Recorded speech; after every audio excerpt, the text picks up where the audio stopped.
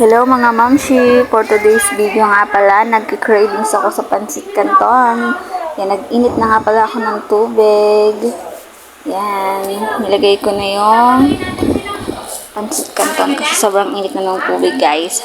Fast forward na kasi yan. Yan, dinurog ko nga pala para hindi masyadong mahahaba kainin. Yan, malaking pansit canton. Yan, and ayusin natin yung mga pang-mix sa pansit canton. Yan, guys.